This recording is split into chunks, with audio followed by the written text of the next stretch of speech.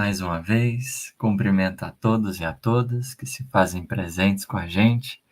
Eu espero do fundo do coração que os bons espíritos nos ajudem.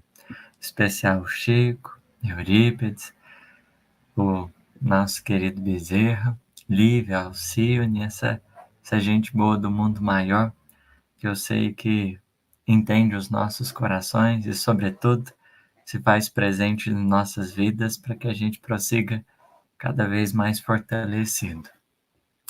Hoje nós vamos continuar o estudo do livro Caminho, Verdade e Vida, que nós estamos fazendo, dessa vez, capítulo de número 3, intitulada Examina-te. Para aqueles que já têm o conhecimento dessa obra, sabem como Emmanuel organizou os textos. Ele sempre vai construir algum comentário baseado em algum versículo do Novo Testamento, seja dos Evangelhos, Atos ou das cartas, de modo geral. Em particular, dessa vez, nós temos a orientação a carta aos Filipenses, capítulo 2, verso 3. Nós vamos ir trecho por trecho, frase por frase, mas antes de qualquer coisa, vamos fazer uma leitura para que aqueles que não tenham conhecimento dessa mensagem possam se antenar juntamente conosco e a gente seguir de maneira mais tranquila e conjunta. Então, o título é Examina-te. E Paulo vai, dirigindo-se aos Filipenses, dizer: Nada faças por contenda ou por vanglória, mas por humildade. A partir disso, Emmanuel vai colocar: o serviço de Jesus é infinito. Na sua órbita, há lugar para todas as criaturas e para todas as ideias sadias em sua expressão substancial. Se, na ordem divina, cada árvore produz, segundo a sua espécie, no trabalho cristão, cada discípulo contribuirá conforme sua posição evolutiva. A experiência humana não é estação de prazer. O homem permanece em função de aprendizado, e nessa tarefa é razoável que saiba valorizar a oportunidade de aprender, facilitando o mesmo ensejo aos semelhantes. O apóstolo Paulo compreendeu essa verdade, afirmando que nada deveremos fazer por esse espírito de contenda e vanglória, mas sim por ato de humildade. Quando praticares alguma ação que ultrapasse o quadro das obrigações diárias, examina os móveis que a determinaram. Se resultou do desejo injusto de supremacia, se obedeceu somente à disputa desnecessária, cuida de teu coração, para que o caminho te seja menos ingrato. Mas se atendestes ao dever, ainda que seja sido interpretado como rigorista e exigente, incompreensível e infiel, recebe as observações indébitas e passa adiante. Continua trabalhando em teu ministério, que, recordando que por servir aos outros, com humildade, sem contendas e vanglórias, Jesus foi tido por imprudente e rebelde, traidor da lei e inimigo do povo, recebendo com a cruz a coroa gloriosa. Então esse é o texto que a gente vai comentar hoje, né? E a gente só precisa recordar algumas coisas. Vamos examinar primeiro o versículo, depois o título e, por fim, alguns detalhes dessa mensagem. A comunidade de Filipe, ela foi uma das mais especiais para o cristianismo nascente, porque é a primeira vez como que o evangelho ele chega, de certo modo, ao Oriente, ao Ocidente. Então é um marco importante que determina um projeto divino ali dentro das viagens apostólicas de Paulo. E é uma comunidade que se formou a partir de mulheres. Foram elas as primeiras a receber a mensagem aqui naquela localidade. E Paulo vai se envolver num episódio muito curioso, porque como somente as mulheres acabaram acolhendo a mensagem, ele vai ir para a praça pública e tentar ali levar um pouco mais o alcance daquelas lições. E ele vai acabar sendo surpreendido por uma médium que presente, intitulada Pitonisa, vai começar a dar vazão a algumas entidades que vão colocar Paulo e, naquela ocasião, Silas, num patamar muito alto, vão enaltecer muito a presença dele. E ele não vai ver aquilo ali com bons olhos, vai entender assim, que aquela é uma situação um pouquinho mais delicada. E aí, Paulo ele vai começar a entender melhor, né, do que se tratava, quem ela, que era a pessoa, né, e ele vai descobrir algumas coisas, né, o Paulo tinha um discernimento muito grande, e por tempos seguidos, enquanto ele estava ali trazendo o seu discurso, pregando a boa nova, eis que ela vai aparecer e essas entidades vão continuar se manifestando.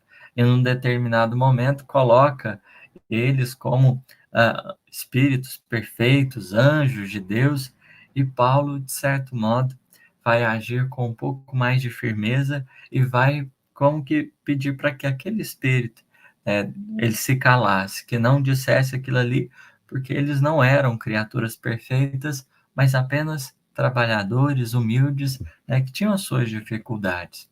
Essa foi uma das lições marcantes na comunidade Filipe.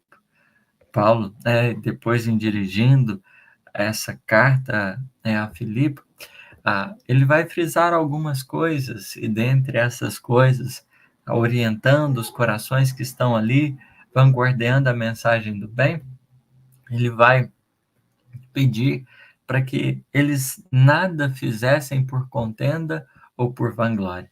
É interessante se a gente olha desde o início desse capítulo 2, Paulo vai dizer assim: se, portanto, tiverdes alguma consolação no Cristo, algum caridoso alívio, alguma comunhão de espírito e alguma entrável comiseração, completais meu regozijo, visto que tendes o mesmo sentimento, a mesma caridade, o mesmo ânimo e os mesmos pensamentos. Nada façais por contenção ou por vanglória, mas com humildade, cada um considere os outros superiores a si mesmo. Paulo, ele começa dizendo assim: se o evangelho foi importante para você, presta atenção em uma coisa.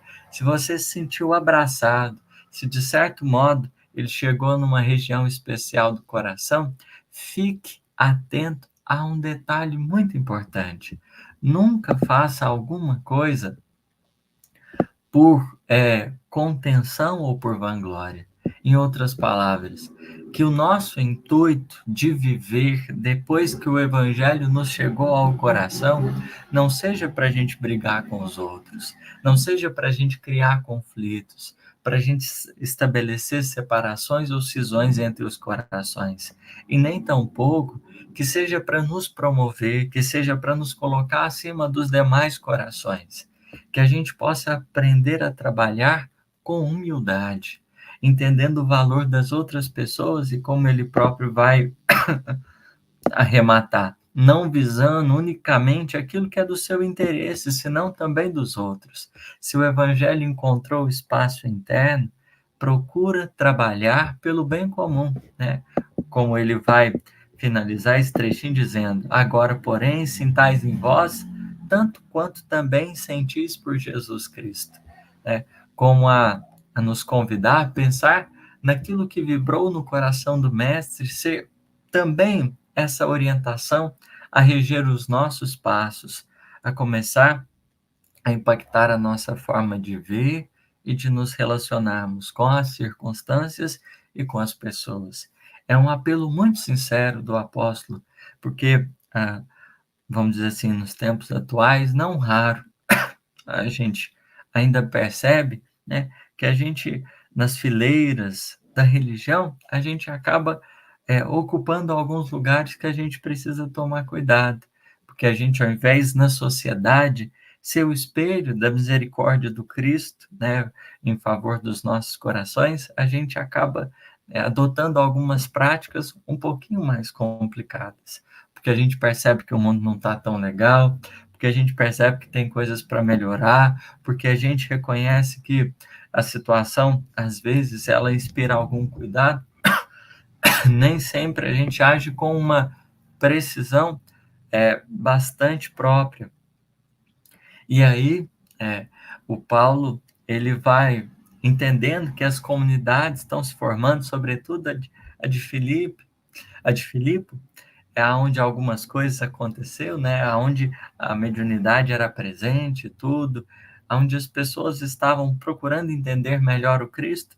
Paulo traz essa orientação bem simples, que a métrica da nossa atitude não seja criar conflito, nem tampouco nos colocar acima das pessoas, mas que a gente possa ter humildade, entender o nosso lugar nesse trabalho, nesse campo da vida, porque a bem verdade, né, cada um tem o seu espaço, está no seu direito de aprendizado. Se a gente até retomar a lição anterior, que a gente comentou um pouco mais sobre ela, a gente vai lembrar, né, dessas coisas que Emmanuel nos trouxe no exemplo ali de Pedro e de João, quando a gente percebe o, talvez o cuidado excessivo que Pedro teve com João, querendo saber do destino dele, Jesus vai orientar, olha, Pedro, né, o que importa? A situação do outro. Observa um pouco melhor a sua, entende melhor as circunstâncias que você se encontra, né, o que te cabe, aquilo que não te cabe, e vai e faz aquilo que está ao seu alcance. E essa lição de número 2, ela continua, prossegue aqui nessa, porque desde o título, Examina-te, a gente já pode observar Emmanuel nos convidando a um exercício mais particularizado, mais individualizado. O verbo, ele está pronominalizado, né? Examina-te. Ou seja, eu preciso me examinar. Não é examine o outro, não é examine a sociedade, não é examine é, o fulano de tal. Aqui é uma postura que a gente precisa ter com a gente mesmo. Porque Kardec vai dizer que mais importante do que os atos, por exemplo, são a questão das intenções. Se a gente vai em um livro dos Espíritos, há algo bastante curioso, porque as entidades benfeitoras, quando Kardec questiona a respeito do bem e do mal, né, se eles seriam o mesmo para todos, os Espíritos vão dizer, a lei de Deus é a mesma, não tem diferenças. O bem é sempre o bem, o mal é sempre o mal. Então, fica muito claro por parte dos espíritos que existe uma referência no universo, existe como que um parâmetro para a gente ter. No entanto, né, eles vão dizer assim, que em relação, né, cada ato, a gente pode examinar o problema da responsabilidade individual, porque eu posso ver uma atitude, né, e ela pode ser cometida por várias pessoas, essa mesma atitude, mas o quanto eu me comprometi com essa experiência vai depender. Eu posso fazer ela com mais consciência, com menos consciência, com mais entrega, com menos entrega. Eu posso ter, né, motivações diferentes para chegar, às vezes, num determinado ponto. Então, os espíritos voltam a questão para a intimidade. A justiça divina, que se apercebe daquilo que muitas vezes a justiça humana nada categoriza, ela vai se dando conta dessas minúcias, daquilo que está por detrás. Por isso, o exercício que a gente precisa fazer é examinarmos. Às vezes a gente vai para a rede social e a gente percebe que essa oportunidade de fala que às vezes a gente tem, ela pode ser muito mal utilizada, porque como a gente tem a liberdade, pode comentar tudo que a gente tiver o interesse, nem sempre a gente dosa as palavras, nem sempre para a gente se dar conta da intenção que nos movimenta.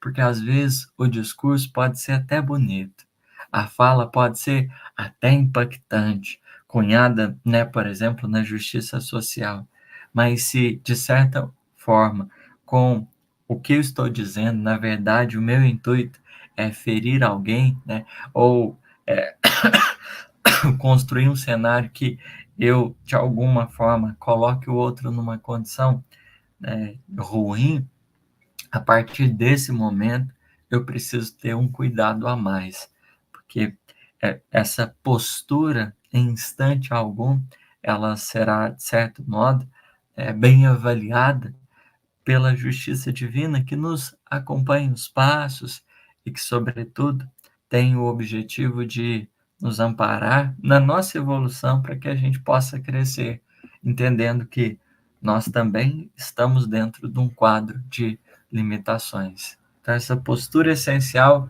Emmanuel já começa no título, evocando para a gente.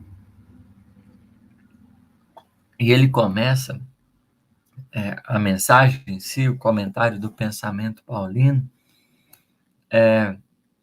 falando a respeito do serviço de Jesus. Parece que ele dá até um salto, mas ele quer mostrar para a gente a estrutura do funcionamento da, do, do que está acontecendo na Terra, daquilo que a gente às vezes não observa.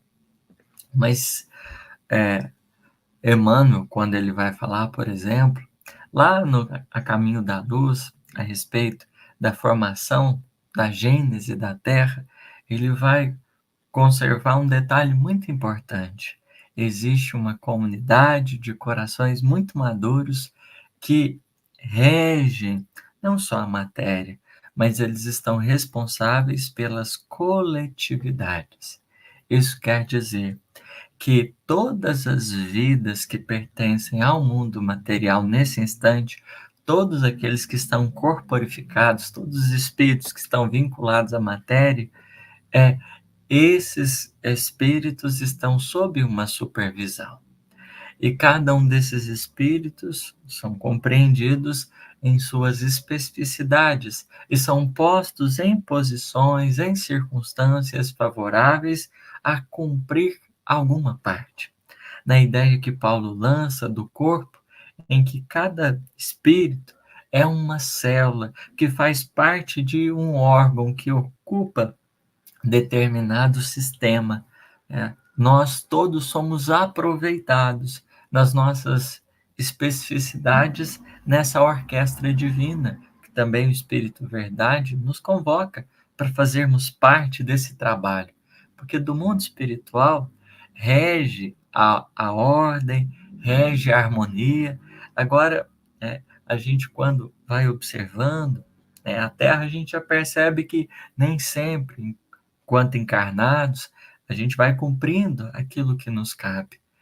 Dentro do planejamento divino, as nossas vidas são objetivadas a um fim maior. O serviço de Jesus é infinito. Na sua órbita, ou seja, em torno, desses corações maduros, dessa comunidade de espíritos, existe lugar para todas as criaturas. Não, a gente não tem necessidade, por exemplo, de ficar brigando, para ocupar o lugar das pessoas. Não tem necessidade para que a gente puxe o tapete de alguém para ver o outro cair, e a partir daí a gente se encontrar numa condição melhor. É o que às vezes acontece na Terra, tantas disputas. A gente pode pensar no ambiente de trabalho, às vezes a gente quer uma progressão de cargo, e isso pode acontecer se uma outra pessoa não tiver, e às vezes a gente acaba agindo por maldade ali, para que o outro ele seja visto numa dificuldade que ele tem, para que ele seja desmerecido da posição que ele se encontra. Às vezes a gente pode observar isso dentro da casa espírita, tem um trabalhador ali fazendo parte, a gente não quer de jeito nenhum que ele esteja presente, a gente dá um jeito, absurdo de afastar o outro da atividade, toma uma decisão, Ao invés de compreender que existe lugar para todo mundo, nós, no entanto, a gente acaba adotando uma postura, às vezes, um pouco equivocada. E além de existir lugar para todas as pessoas, existe lugar para todas as ideias sadias em sua expressão substancial. Às vezes, dentro de casa, eu quero que as coisas aconteçam de um jeito e não dou muito espaço para ver os outros. Será que não tem uma outra maneira de lidar com as circunstâncias? Será que não tem uma outra forma de gerir esses espaços de relação? Entender, a importância da diversidade nesse particular é fundamental e é o primeiro ponto que Emmanuel está dizendo. Olha, existe lugar para a diversidade, né? As variadas etnias, as variadas orientações sexuais, as variadas profissões, as variadas posições, até mesmo políticas, se alguém pensa de um jeito, pensa de outro, né? Quem de nós estaria autorizado a querer que todo mundo pensasse de um jeito? Quando a gente pensa até mesmo num movimento espírita, atualmente, aonde a gente tem, carrega conosco a bandeira da unificação. É importante a gente tomar um cuidado dentro dessa bandeira de a gente não cair no erro de pensar que todo mundo vai ter as mesmas ideias. Unificação não é todo mundo pensar do mesmo jeito. Unificação é a gente se unir em torno de um propósito, apesar de pensar de jeitos diferentes. O desafio, de certo modo, é de entender essa pluralidade de possibilidades, né, de desafios que a gente se encontra. Então, é muito claro, Jesus não governa sozinho, ele está junto de uma comunidade. Todo o trabalho divino nunca vai se assentar sobre uma cabeça, sobre um coração. É sempre uma teia de serviço. Existem variados corações que estão aí entrelaçados para o cumprimento desses objetivos maiores. Querer retirar a diversidade é a gente acabar com o regime de cooperação. Só pode existir cooperação porque existe lugar para mim e existe lugar para o diferente, para a diferença. Se a gente, quanto mais maturidade nós vamos desenvolvendo, mais capacidade de valorizar, de enxergar essas possibilidades. Quanto menos maturidade, menos capacidade também de tolerar essas possibilidades. É só a gente observar o Cristo e essa comunidade de corações que dirigem a Terra. Se eles não tivessem essa mente um pouquinho mais aberta, como que seriam os nossos destinos? Porque surge deles essas orientações dignas para que a gente possa ocupar um campo de serviço. Se a gente não fosse entendido, né, e considerado importante, a gente estaria como que em becos muitas vezes sem saídas. A educação da alma, ela pede compreensão dessas possibilidades de manifestação. E aí Emmanuel, dando um exemplo da natureza, se na ordem divina cada árvore produz segundo a sua espécie, então, se a natureza é o espelho da lei de Deus, a gente pode consultar a natureza para entender melhor, né, nosso trabalho, aquilo que a gente vai fazer. Se na natureza a gente tem algo diferente disso, a gente precisa repensar. Porque sob o determinismo divino, esses reinos anteriores vão nos apresentando de modo concreto o pensamento de Deus. Se na ordem divina cada árvore produz segundo a sua espécie, no trabalho cristão, cada discípulo contribuirá conforme sua posição evolutiva. É até interessante se a gente pensa numa fala de Jesus, né? Cada árvore produz segundo os seus frutos. A árvore boa não dá maus frutos, e a árvore má também. A árvore boa não dá maus frutos, e a árvore má não dá bons frutos. às vezes, né, a gente pode pensar numa lógica muito dicotômica, então tem só árvore que produz bom fruto e árvore que não produz bom fruto. Mas se a gente se atenta ao detalhe dessa fala do Cristo, ele não está dizendo que só existe a laranjeira, só existe a videira, ele está colocando, vamos dizer assim, a gente pode pensar, vai existir uma diversidade de árvores, mas dentro daquela espécie eu posso ter um fruto melhor e posso ter um fruto pior. Mas a laranja não é melhor que o limão, que não é melhor que a uva, que não é melhor que a manga. Cada árvore produz segundo a sua espécie. Há aqueles que têm uma tarefa belíssima na mediunidade, outros que têm compromissos belíssimos no campo da divulgação, outros que têm compromissos belíssimos no campo da escrita, enfim, e não faltarão essas possibilidades de serviço. Se a gente vai entendendo, no fundo, essa ideia inicial de Emmanuel, a gente vai compreendendo por que Paulo está falando de humildade. Porque a humildade não é só eu me reconhecer, mas é eu também reconhecer o outro. Se o orgulho é quando eu encho de mim mesmo e fica até difícil enxergar as pessoas, a humildade é quando eu tenho condições de me perceber, mas também enxergar as outras pessoas, porque eu consigo olhar para além de mim mesmo. E aí eu vou poder ter a condição de apreciar essa beleza que se manifesta, ao invés de querer um protótipo de tudo, né, de mim mesmo, eu vou começar a perceber as particularidades desse serviço, dessa obra divina. Porque tem pessoas que aquilo que lhes caracteriza, o sal, né, a luz dela, quando brilha, né, nos ajuda a perceber detalhes e particularidades num determinado campo de ação. Se existe o professor que ensina, existe o artista que toca, existe o jardineiro que cultiva, existe o empresário que gerencia. A grande questão não é bem a posição, mas a gente entender, que supervisionados pelo Cristo, a vida pede comprometimento com o bem nelas, porque nós estamos numa vida de relação.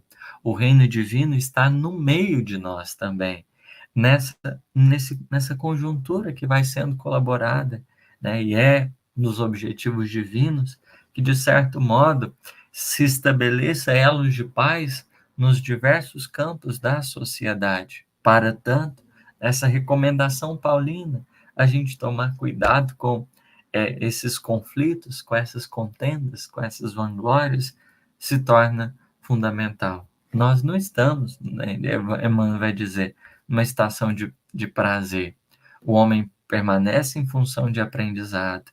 E a gente vai sendo posto dentro das circunstâncias para que a gente, a partir desse contato mais profundo com as pessoas, a gente enriqueça a nossa própria trajetória. Porque é da lei, né, que a, a, a relação com o outro ela seja um elemento fundamental na nossa, na nossa trajetória. Todos nós vamos ter que nos relacionar e a gente vai ter que aprender muitas vezes essas normas de convivência que o Evangelho, no seu compromisso divino, vem nos avisar. Porque a mensagem do Cristo, ela objetiva, né, transformação da nossa conduta. Se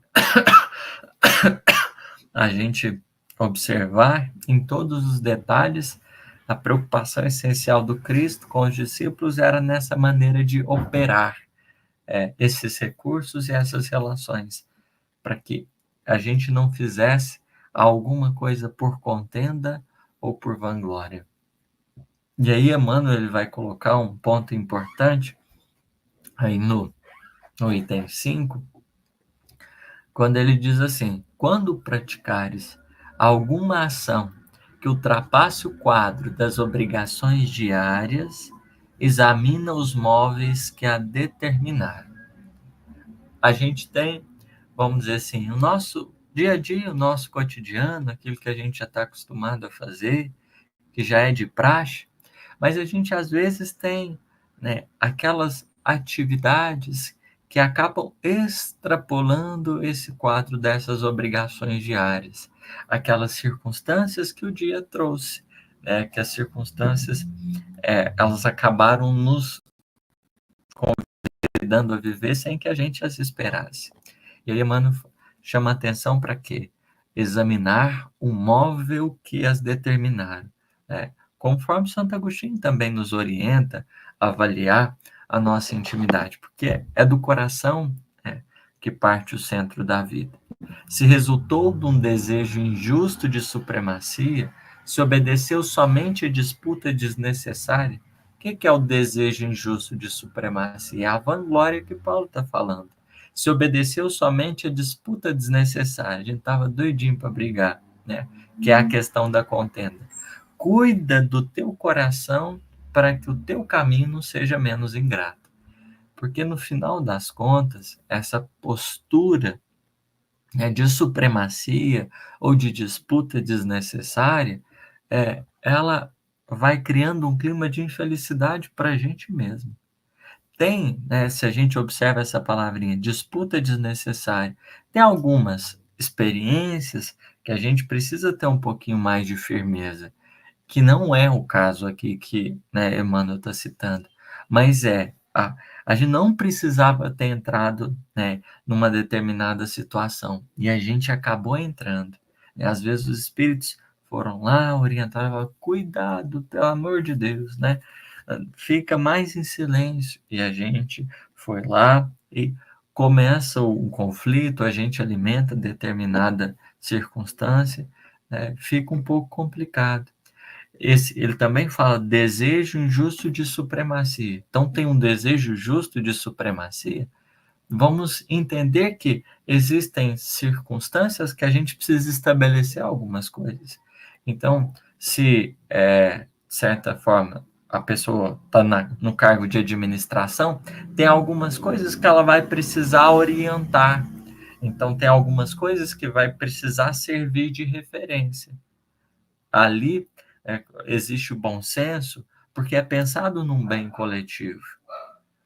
Da mesma forma que vai existir essas circunstâncias que a gente vai precisar agindo com um pouco mais de firmeza. A grande questão, o grande desafio é a medida, né? Que Emmanuel ele vai chamar a atenção aqui para a gente. Porque quando eu erro a medida, eu me prejudico. Eu construo um desequilíbrio e o sustento. Mas se eu entendi a medida, né? Se eu fui lá, tive a firmeza adequada, né? Ou agi criando as referências indispensáveis, eu estou ali dentro do dever que me cabe.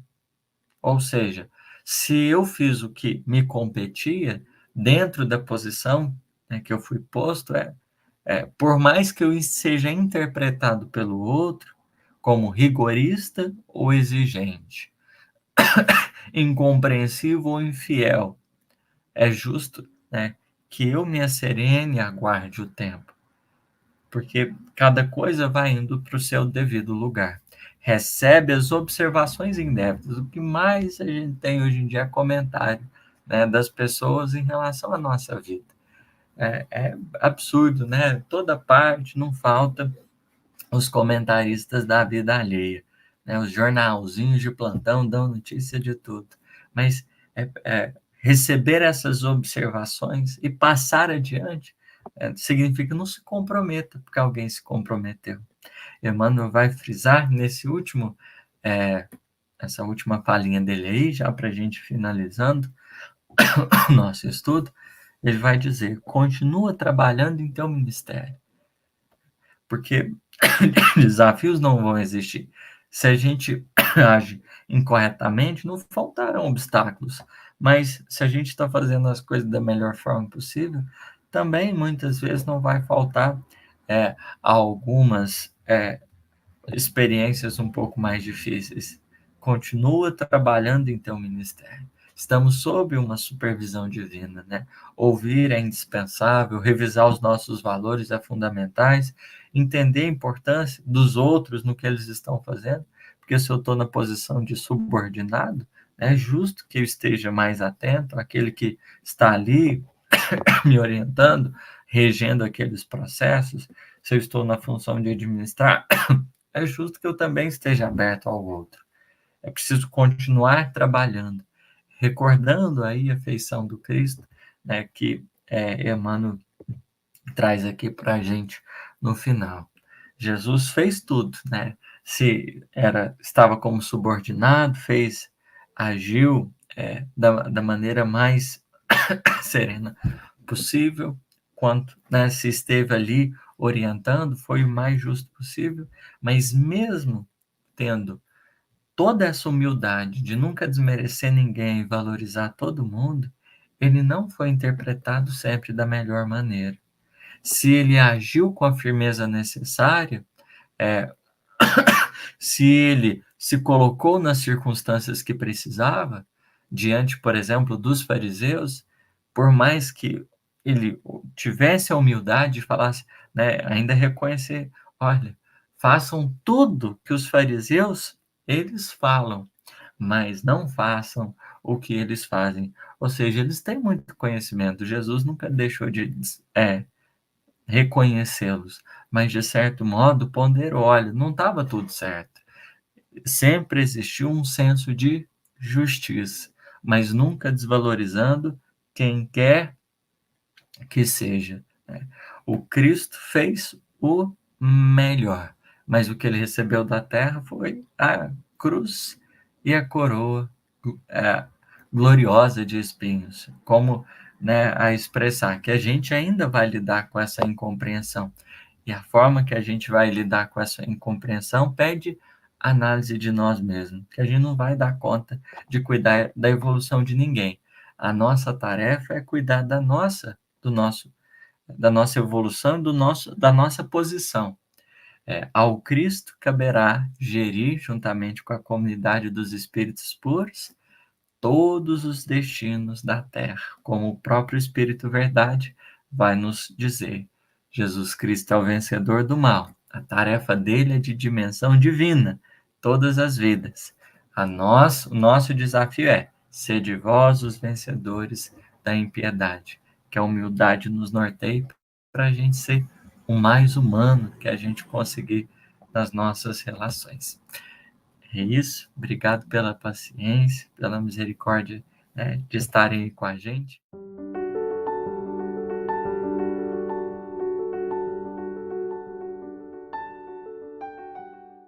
Mestre amigo, nós estamos aqui com alegria para fazer a nossa prece do coração.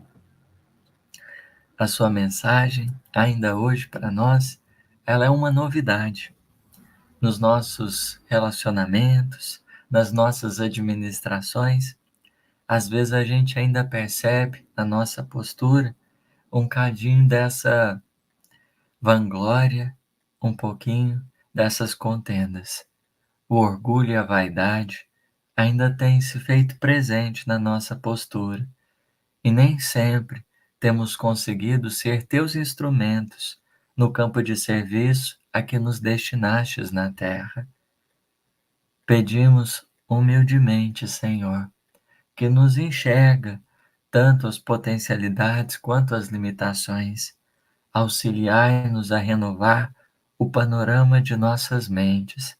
Tantas viciações de convicções e ideias, tantas cristalizações no campo do coração, que, acolhendo um pouco melhor essa semente de luz que legastes ao mundo, o Evangelho possa ser luz em nossos passos, ensinando-nos a refletir e a revisar quantas vezes se fizerem necessárias os nossos padrões interiores.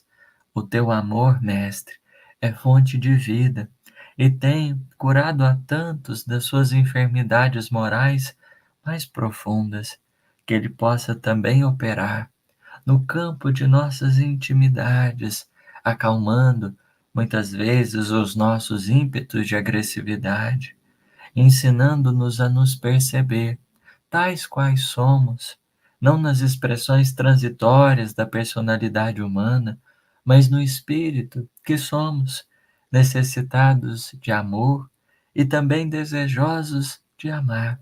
Que os vossos mensageiros sublimes amparem os nossos lares, em face muitas vezes das dissensões e discórdias, que eles possam conduzir de modo mais sincero essas relações entre encarnados e desencarnados, para que, estabelecendo no lar essa fonte de bênçãos, a nossa trajetória seja também abençoada onde quer que a gente esteja. Obrigado, Mestre, por ouvir o nosso coração. Rendemos-te graças, hoje e sempre. Que assim seja.